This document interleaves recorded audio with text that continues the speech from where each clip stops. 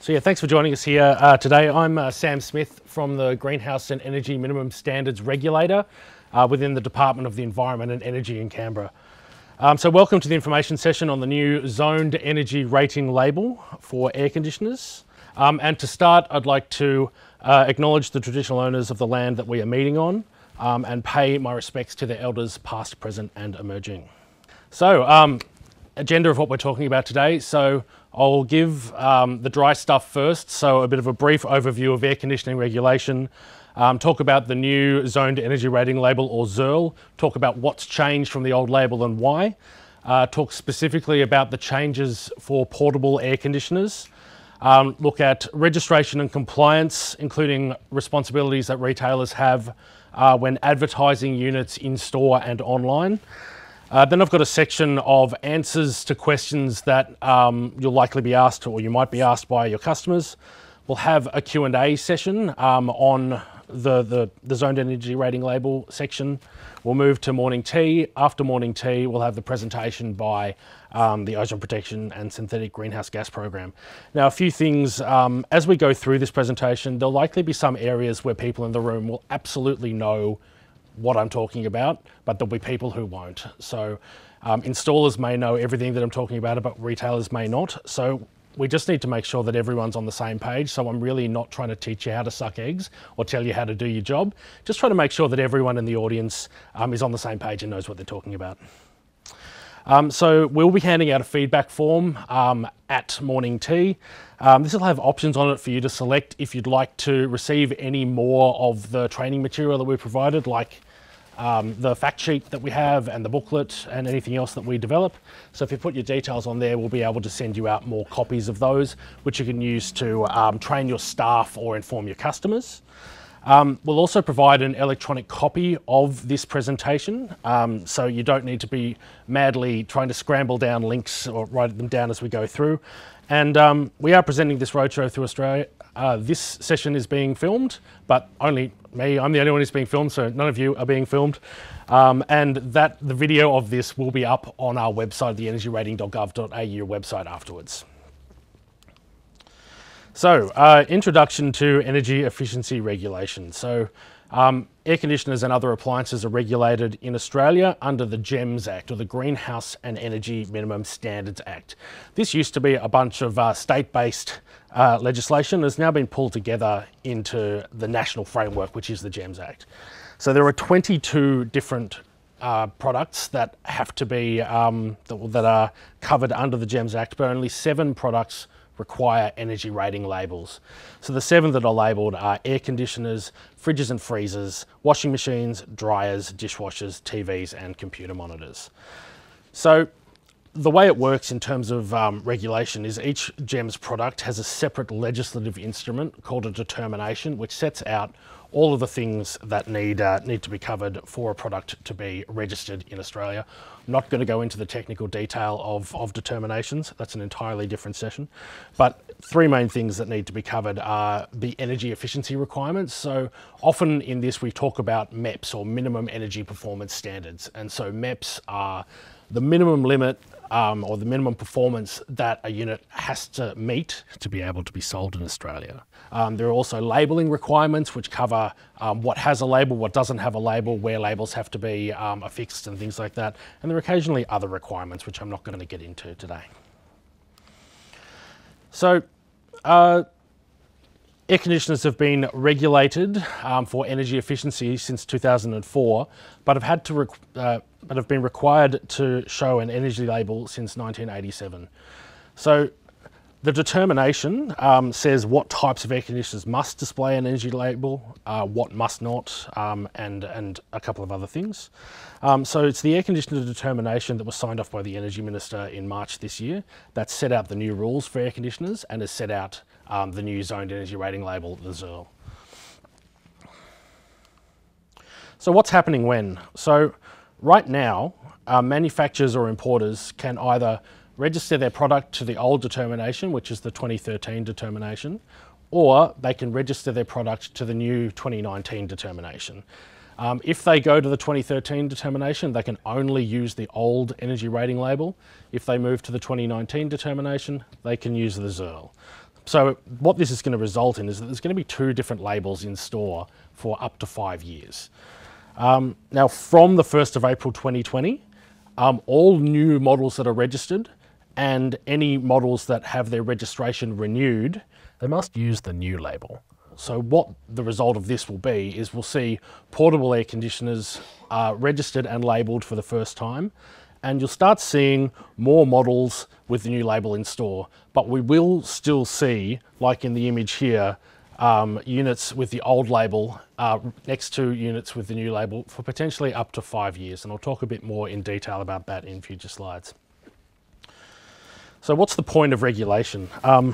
So regulation improves energy efficiency, but more importantly, customers are aware of energy efficiency and customers choose to buy more efficient products. So I'll explain that through this graph, which is a bit complex, but every blue dot on this graph represents the energy efficiency of a less than 4 kilowatt unit that was registered in a certain year. Years progress along the x-axis. The red line shows the average of energy efficiency of all units registered that year. The green line shows the weighted sales average of units that customers are choosing to buy. So what this shows, because the green line's above the red line, customers on average are choosing to buy air conditioners that are more efficient than the average unit on the market. So customers are interested in energy efficiency. They want energy efficient products. They want lower energy bills.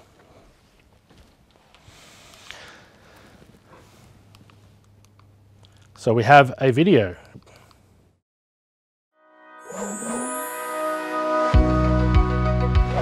The energy rating label on air conditioners just got a whole lot cooler. Where you live changes the performance of your air conditioner, so what works well in a hot climate may not work as well in the cold. For 3 different climate zones, there are different star ratings. Choose what's best for where you live to keep your running costs down and make your space more comfortable. Work out the correct sized unit for the space that needs heating or cooling. Then use the capacity on the label to compare similar sized models. And remember, more stars is more energy efficient. Use the energy consumption to calculate an annual running cost. Lower energy consumption means lower running costs. In cold climates, use the 2-degree heating capacity for models that can cope better with frosty conditions. The label also shows how loud the air conditioner is at full power. Good to know if you want to limit noise for yourself and your neighbours. The new rating label will start appearing in stores from late 2019. For more information, go to energyrating.gov.au. So that's a bit of an introduction to what we'll be talking about today and sort of why we have the zoned energy rating label, but I'll go into more detail than what you see in that 1.5-minute video. So this is a picture of the new zoned energy rating label. I'll spend a bit of time going through the different sections in this. There's a lot more information on this label than there was on the previous energy rating label. So same as on the old label, there's a section which tells you what the brand and the model number of the unit you are, so customers can be sure that they're looking at the same unit as the one that they're thinking they're looking at. There's still the cooling capacity number in kilowatts, which is the cooling capacity if the outside temperature is 35 degrees. This number is directly comparable to the cooling capacity on the old energy rating label. The top 7-degree heating capacity number is again in kilowatts and is directly comparable to the heating capacity on the old energy rating label. But now we also have the 2-degree capacity. So on the old label, manufacturers and installers and importers could choose to disclose this information, but most of them didn't. But now, under the new determination and with the new label, testing at 2 degrees is mandatory. So you will see this number on the label. I've got some slides in a few that will go into more detail about the 2-degree number, why it matters and when you use it. So one of the main things that's different is we've gone to a zoned system. So there are 3 climate zones that have been determined for Australia, which is the hot zone, which covers Brisbane, Darwin, sort of the Pacific Island areas. The average zone, which covers most of the middle of Australia, but you'll notice that a lot of the major population centres look like they're on the border of a zone. So both Perth, Adelaide and Sydney are all in the average zone, even though they look like they could be in the cold zone. And then you've got the cold zone, which covers Canberra, Melbourne, and all of New Zealand. So what we now have is we have a star rating for both heating and cooling, and crucially, an electricity use for heating and cooling shown in each zones. So what this highlights is how the unit will perform in different climatic conditions. And unlike the old label where you just have a capacity and no indication of how much energy the unit would use, this label gives an indication of how much energy it's likely the unit will use. And noise ratings are now shown for the first time. So you'll see an indoor and an outdoor noise rating. So this is rated at full capacity. So predominantly the most units that are sold in Australia are inverter units, and inverter units are almost never running at full capacity. So while it does say that, for example, this unit will be running at 59 decibels outside, it's rare that it's going to be that for long. But it is the maximum capacity, the maximum noise that it will show at full capacity. Okay, so how does climate affect air conditioner performance and efficiency? So the message on the map is really the core of why the new label was introduced, because air conditioner units perform differently in different conditions. And while like the installers in here might know, customers probably don't. So looking at the zone, some of the first things your customers might ask is like, well, what does average mean?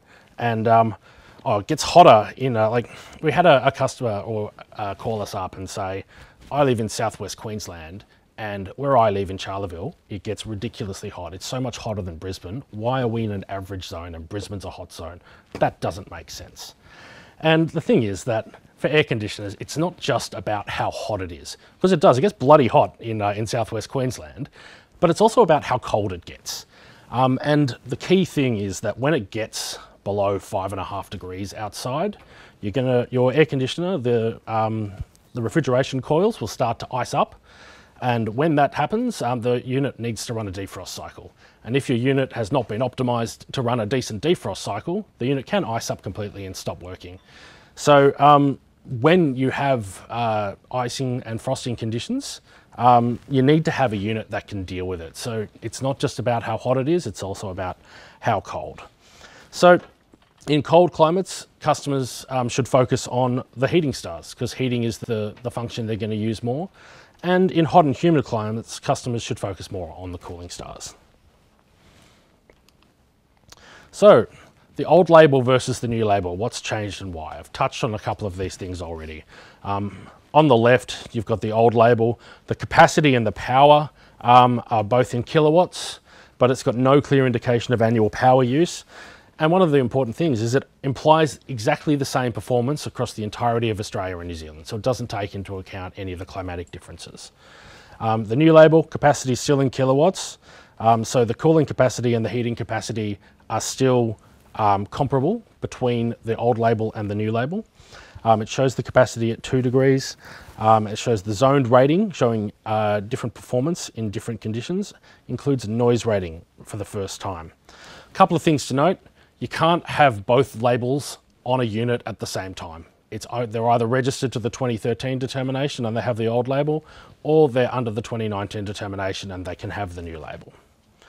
And you can't actually directly compare the stars between the old label and the new label, because under the old label, the star rating is calculated based on one performance test at maximum capacity. And so it's how well it performs at that test, whereas for the new rating label, there are tests performed at a number of temperature set points as well as a number of capacities.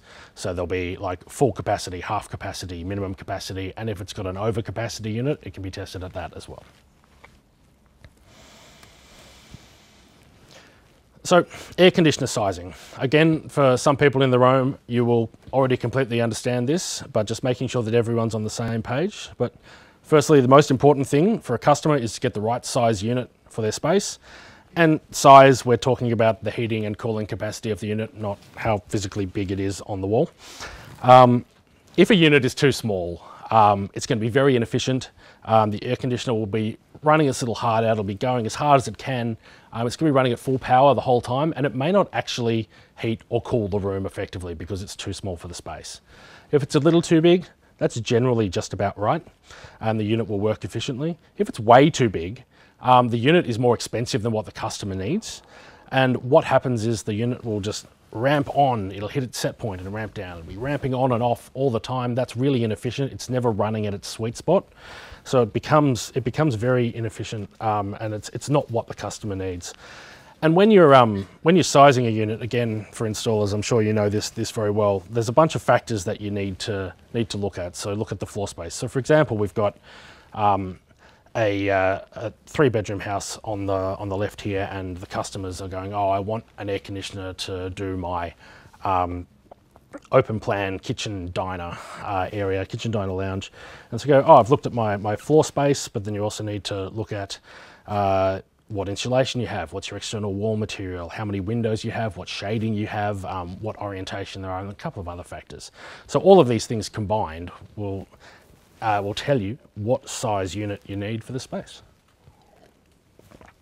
And the most important thing here is that correct sizing ensures that the customer will remain comfortable and doesn't use more electricity than necessary. And that's really the whole point of the energy rating label for air conditioners like the program. So installation, use a licensed installer. In fact, you have to, it's the law. So retailers should ensure that they advise customers to use a licensed technician to install and service their air conditioner. And installers must hold a refrigerant handling license, which is issued by the Australian Refrigeration Council. There's information about this program on the Look for the Tick website. Note, portable air conditioner units can be installed by customers, but they should be serviced by someone who holds a refrigerant handling license. In the ozone protection and synthetic greenhouse gas program presentation, they'll talk more about licenses and why people need specific things going forward. Portable air conditioners. So from the 1st of April 2020, all new portable air conditioners must be registered and must display a ZIRL prior to being sold. If you've got existing stock in Australia, it can be sold until exhausted without registering or displaying, but there are some conditions on this, and if you're unsure, you can email us at the energyrating@environment.gov.au website, or you can check with your supplier. Note that portable evaporative coolers don't need to be registered. They're not covered under our legislation. One of the important things about portable air conditioners is that the star rating for all single duct portable units is 0 in all zones. And I've got a slide later on which will go into detail about why that is.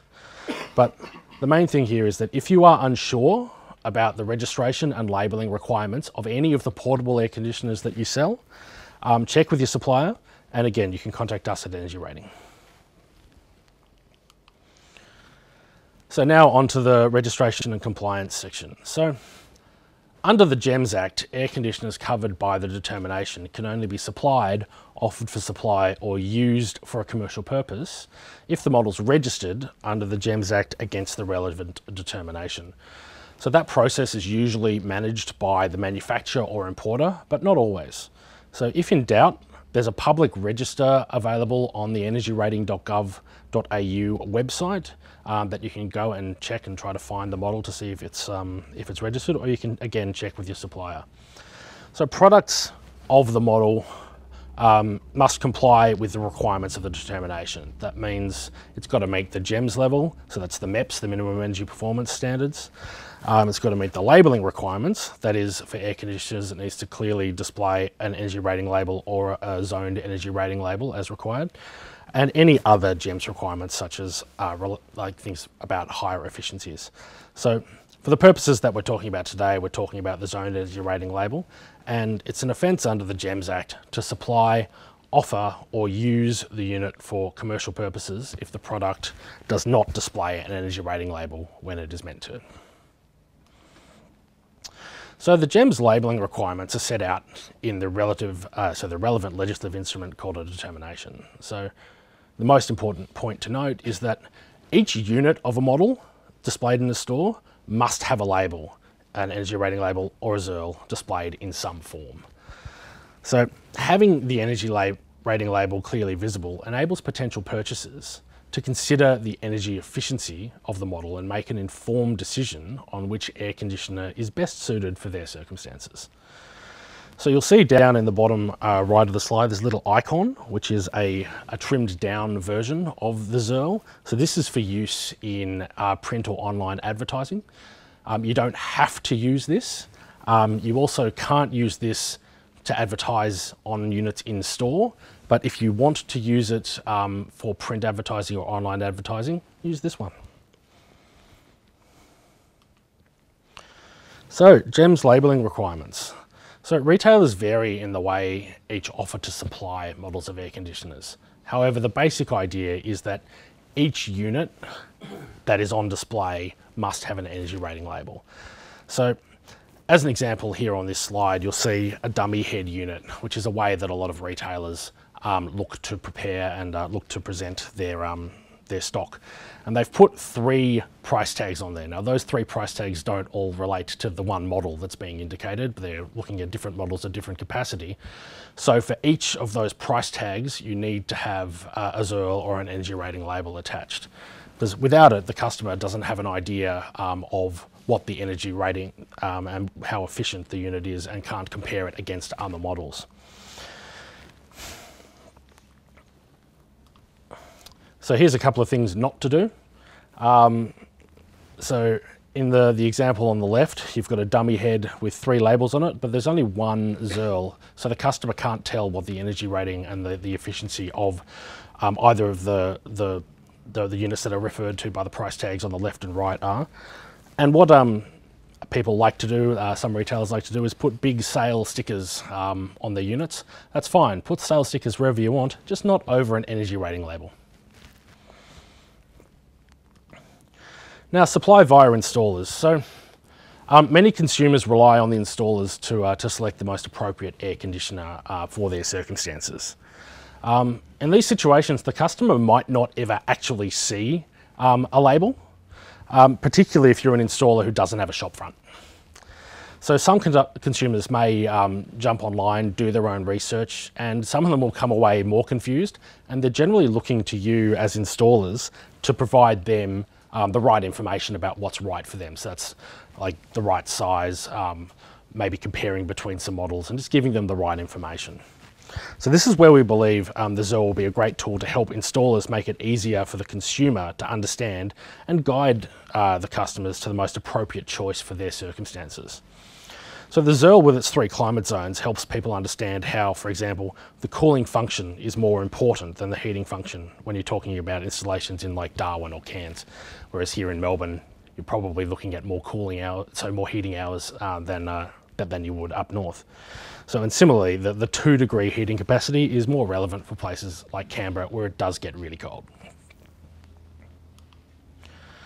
So now into the section on things that you might need to know and some questions that you might get asked by your customers. So how long will there be 2 labels in store? So as I mentioned earlier, suppliers can register products to the old determination, and they can do that up until the day before this one comes into force, so up until the 31st March 2020. And registrations of units are valid for 5 years.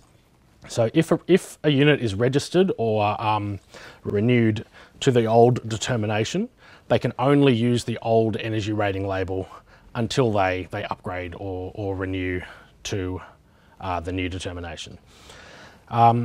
So that means that because the registrations last for 5 years, there's a potential for us to see the old label on units in store until 2025. But we do expect that suppliers will move quickly to the new label. So customers might ask you, well, how do I work out how much this unit's going to cost me to run every year? So one of the good things with the new zone energy rating label is that it provides you an indicative energy consumption. So for each zone, it'll provide a kilowatt hour number for both cooling and heating. You can multiply, so you can add those two numbers together and then multiply by the electricity tariff. And that'll give you an indicative cost.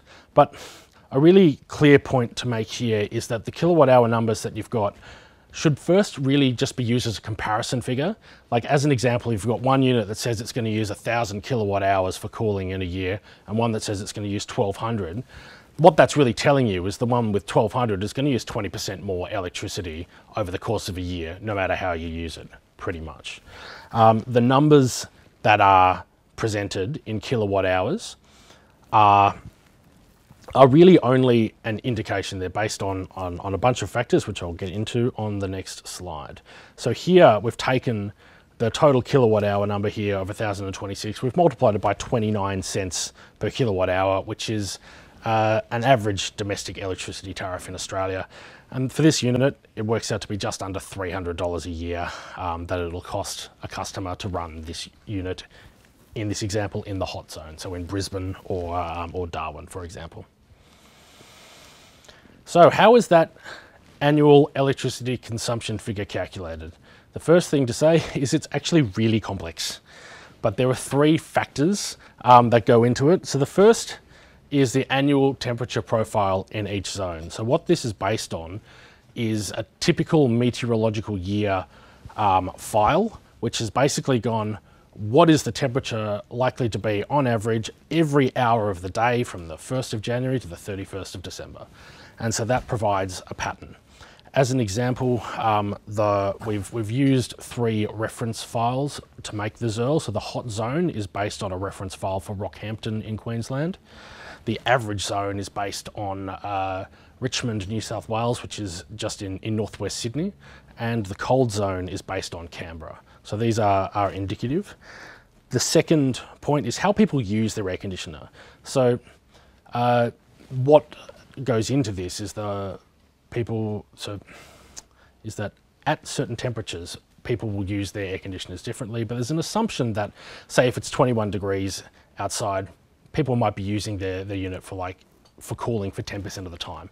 If it gets to 35 degrees outside, it's expected that 95% of the time people will be running their air conditioner for cooling. But this will change because people are people and people do things differently. And then the third factor is the electricity use by air conditioners at each temperature. So we figure this out through the registration process, because units are tested at multiple points and multiple capacities to give an understanding of how much energy they're likely to use at each temperature. These 3 factors are pulled together into an algorithm, which ends up giving you an annual electricity consumption in each zone. But again, this number it can only really be used initially as a comparison between units, because how people use their air conditioners is going to change. Some people will go, I'm not turning my air conditioner on until it hits 35 degrees and I'm just gonna swelter, and that's fine. Other people are going, if it gets past 20 degrees, it's on full bore all the time because I don't like it. So depends how people use it. So it's really complex. We can talk more in detail about this in questions if people like. So why are there 2 heating capacities on the zoned energy rating label? So as I mentioned earlier, the performance of some units is impacted by cold conditions. So when it's below 5.5 degrees, you can get frosting, you can get the air conditioner coils will freeze up. So the new determination requires testing at 2 degrees, unlike the old determination where it was optional. So the 2 degree heating capacity is useful for customers in cold climates because it'll tell them if the unit's actually going to perform well at lower temperatures. So some units will have a lower heating capacity at 2 than 7, some it'll be about the same, some will be more. Generally, if you're in a cold climate, look for units that are at least as good, if not better, at 2 degrees than at 7. What this isn't giving you is an indication of how efficient the unit is running at 2 degrees, but it'll tell you how much heating it can provide. So portable air conditioners again. So why do single duct portable units have a 0-star rating? So it's true, single duct portable air conditioners will blow cold air at you if you're in a room. But they have one duct going out the back, which is expelling air, generally at about 50 litres a second. So it's basically dragging air out of the room. That's creating a bit of negative air pressure in the room that you're in. And so air will try to leak in from anywhere that it can. So that could be from open windows or from under doors or for anywhere that it can come in. And generally, if it's really hot outside and you're trying to cool yourself down, the air that's coming in is going to be really hot. So what you're doing is you're taking cooler conditioned air, throwing it outside and bringing in more hot air to replacement. So while you might feel cold sitting in front of the air conditioner, your room is actually heating up. And so the stars on the Zerl are an indication of how well an air conditioner actually cools or heats a room. And because the unit's not actually cooling the room, it can't actually achieve any stars. So the main point to make here really is that often portable air conditioners have been marketed as directly comparable or better than small split system units. What the new determination and the new label, and especially showing 0 stars for portables, really shows is the efficiency difference between portables and a small split system. And this is still understanding that portable units are the only option for people in certain circumstances. So the government isn't regulating them out of existence. They're still a product that people can use. It's just highlighting that there are better choices available when you can make those choices. So what we've developed as part of this program is some communications material to help train your staff and inform your customers.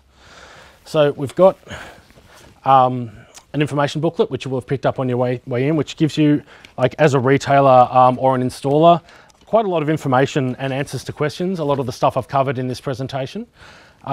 And we have a fact sheet which goes into detail about all the different parts of the Zerl, and then on the back gives a bit of a brief case study from like finding out what size air conditioner you need to what zone am I in, which unit should I choose, one with more stars and less energy consumption, and then working out how much it costs. So this is a tool that you can use to train your staff or inform your clients. And we have more copies available of these. So if you would like more of them, when you get your feedback form, which we'll get to you after morning tea, fill them out and say, I would like more of these, and we'll send them out to you. And if you have any suggestions on anything else that you need or any other ways that we can help you to train your staff about this program or to inform your customers, we're more than happy to hear your suggestions.